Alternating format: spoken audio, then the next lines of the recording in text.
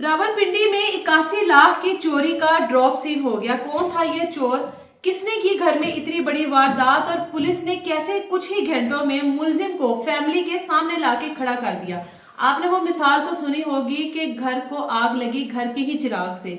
अब एसपी रावल हसीब राजा हैं जिन्होंने प्रेस कॉन्फ्रेंस की और इस पूरे केस के तमाम तरह हकाइक जो है उनको सामने रखा। उनका कहना है कि थाना सिटी के इलाके में एक कॉल मौसूल होती है पुलिस को, जिसमें बताया जाता है कि घर में एक बड़ी डकैती हो गई है जिसमें 81 लाख से ज्यादा नकदी और जेवरात और बहुत सारी कीमती चीजें हैं जो कि चोर ले उड़े हैं।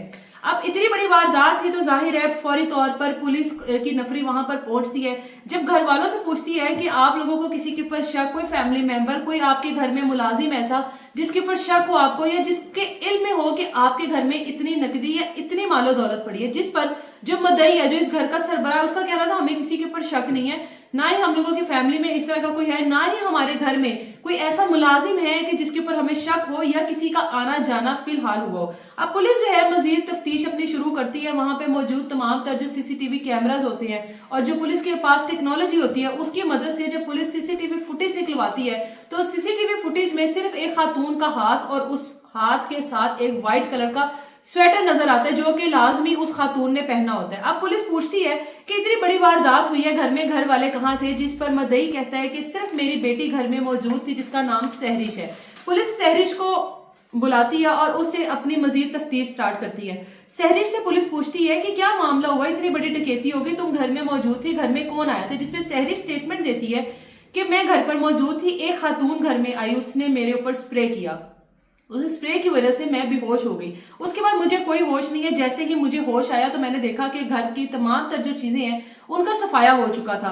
पुलिस को ये बात हजम नहीं होती कि एक लड़की घर में मौजूद है, एक खातून घर के अंदर आ गई, स्प्रे करके चली भी गई, जबकि सीसीटीवी फुटेज में ऐसा कुछ भी नहीं था। कहते हैं चोर चोरी कर लेते लेकिन बाज टाइम कोई ऐसी चीज, कोई ऐसी निशानी छोड़ जाता है जिससे वो अपने कमजोर होने का और पुलिस की गिरफ्त में आने का एक आसान तरीका जो है वो छोड़ जाता है। क्योंकि पुलिस के पास फुटेज भी थी और जो सहरिश की बॉडी लैंग्वेज थी और जो सहरिश की जो बयान थे वो पुलिस को हजम नहीं हो रहे थे। पुलिस ने फिर सहरिश से अपने तरीके से पूछा कि अब ठीक तरीके से बताओ कि घर में कौन आया था और ये चोरी किसने की है, जिस पर सहरिश ने फौरी तौर पर अपना बयान बदला और उसने बताया कि मेरा दोस्त फहद है जिसके साथ मिलकर मैंने मंसूबाबंदी की कि मेरे घर में इतना ज्यादा नकद पड़ा है, इतने ज्यादा जेवरात पड़े हैं, तो क्यों ना हम उनको लेकर यहाँ से फरार हो जाते हैं। हम दोनों का मंसूबा था कि ये तमाम तर चीजें चोरी कर कर हम लोग बैरून मुल्क में शिफ्ट हो जाएंगे।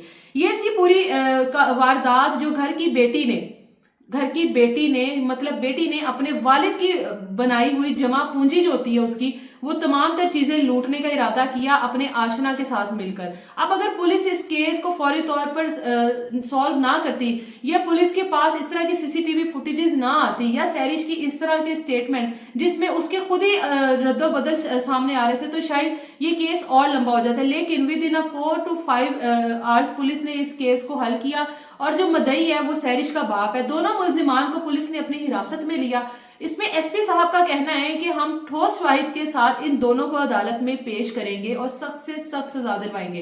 अब यहाँ पर एक बात बड़ी क्लियर है कि माँ बाप जितना भी पैसा, माल, दौलत जो कुछ भी जोड़ते हैं अपनी औलाद के लिए जोड़ते हैं, दिन रात मेहनत करते हैं सिर्फ इसलिए कि अपने बच्चों को बेहतर मुस्तकबिल दे सके। अब इस आदमी ने जो कि सहरिश का बाप है इतना मालो दौलत इकट्ठा किया तो यकीनन वो इस औलाद के काम ही आना था, फिर भी बाप को धोखा देने के बारे में सोचा कि अपने आशना के साथ मिलकर घर से फरार हो जाऊंगी, बैरूने मुल्क चली जाऊंगी, इन पैसों को खाऊंगी, जिंदगी गुजारूंगी। लेकिन ऐसा नहीं होता। कहा जाता है जो हक हलाल की कमाई होती है ना वो कहीं पर भी नहीं जाती, उसके लिए आप लोग कितनी मर्जी प्लानिंग कर लो, लेकिन जिसने हक तरीके से कमाया हो उसके पैसे कहीं नहीं जाते। हो सकता है इसके बाप की यह हक हलाल की कमाई हो सकता है कि उसने अपनी औलाद के लिए ही ये जोड़े हो। मुमकिन था कि अगर सहरिश अपने बाप से ये पैसे वैसे भी मांग लेती तो शायद बाप जायज तरीके के लिए इसको वैसे भी दे देता अगर वाकई में इसका कोई मंसूबा किसी ऐसी प्लानिंग का था जो कि इसके मुस्तकबिल के साथ जुड़ी हो। लेकिन इसने अपने आशना का सहारा लिया, अपने आशना से मिलकर अपने वालिदैन को धोखा दिया। नतीजा आप लोगों के सामने है। इसने पुलिस की हिरासत में और पुलिस पूरी उम्मीद है कि इसको सख्त से सख्त सजा दिलवाई जाए।